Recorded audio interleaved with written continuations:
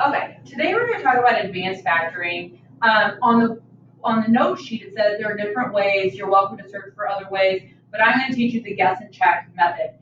Some of you will get very good at this. Some of you will struggle to the very end, and that's fine. You just need to keep going. And we're going to do exactly what it says. We're going to guess and we're going to check. So the first thing is we look at this and we're like, okay, 7. We don't like the 7. So can we divide it? 7, 13, and 24. Well, they all don't divide by the same number, so that stinks. So what you're going to do first is look at the first term. We're going to start with 7. The only numbers you know in the whole world that are whole numbers that multiply to give you 7 are 7 and 1. Okay, so there's really not any guessing there. It's just 7 and 1. The problem is now you go to the last number and you have 24. So make your list of 24. 24 is 1 and 24.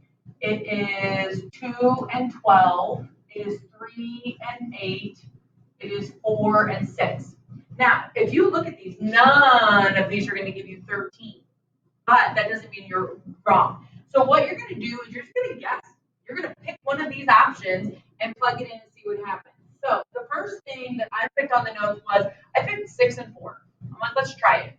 So if I pick 6 and 4, I'm just going to, again, so I'm guessing this.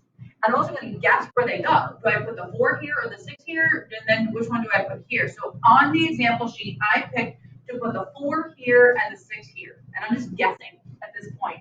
So I'm going to draw these little smiley faces, middle to middle, outside to outside. So 4 times 1 is 4x, and 7 times 6 is 42x. Now, you'll notice I have no signs here. There's not a plus or a minus here because I'm going to choose because this negative means one's positive, one's negative. So if I look at this, if I do 42 plus 4, I get 46, which is not 13. And if I do 42 minus 4, it's not 13. So that's wrong, like wrong guess. So now I'm going to, on the paper it's long because I can't erase on the note sheet. So I'm going to switch. Before I give up on 6 and 4, I'm going to switch where they are because that might work. So I'm going to put the 6 here now and the 4 here. And so then when I do 6 times 1, I get 6x, and 4x times 7 is 28x. So then can I add or subtract these to get 13? So 28 minus 6 gives me, what, 22, plus is not 13. So then this option does not work. So we're not doing 4 and 6. So let's pick a different one. So I've got, green, how about? So I still have 7 and 1, right? 7 and 1 is not going to change whatsoever. So then I'm going to go to a different number. I picked 8 and 3 next because it's up here. And then I'm just going to look at this. And again, some of you might be able to visualize this to say, do I put the 8 here or the 3 here? Like, which way does it go? I chose to put the 8 here and the 3 here. And so then when I draw the smiley face, 8 and 1 gives me 8x. 7 times 3 gives me 21x. If I add or subtract 21 and 8, can I get 13? And the answer is yes.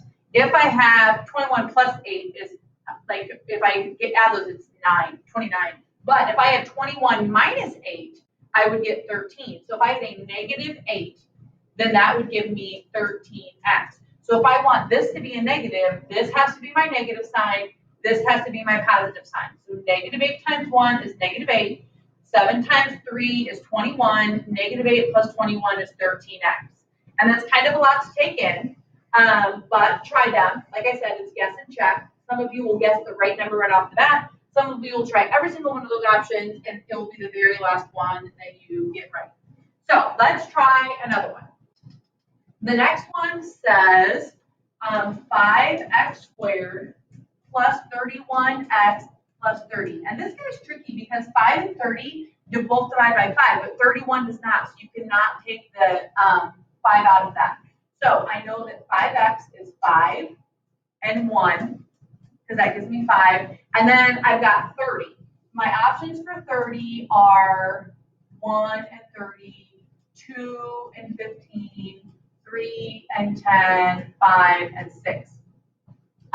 Now, I did this, and I'm going to tell you a super secret about this, is that the first one I picked was 5 and 6, and I put a 5 and a 6 here. And right off the bat, and I did not write this on the note sheet, this does not work. If there are two numbers in the parentheses that divide each other, like the 5 and the 5, that cannot work.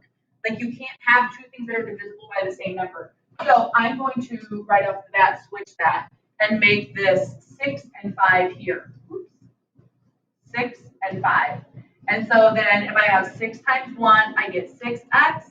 I have 5 times 5, which gives me 25x. I'm trying to get 31. Well, if I add those together, I get 31x. And so if I'm adding them, I want them to both be positive, and then that is my answer.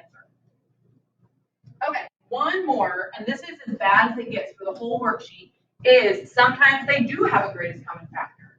So if I have 6x squared plus 34x plus 20. Now, I look at this, but you should notice right off the bat, they're all even numbers. 6, 34, and 20 are all even, so that means they at least divide by 2. So if I take a 2 out, 6 divided by 2 is 3. 34 divided by 2 is 17x, and 20 divided by 2 is 10. Now, these don't have anything in common, so I'm good to go. I still have this silly 3 out front, so that means I have to guess and check. So I'm going to do 3x and 1x. And then I have 10, and I want to get to 17.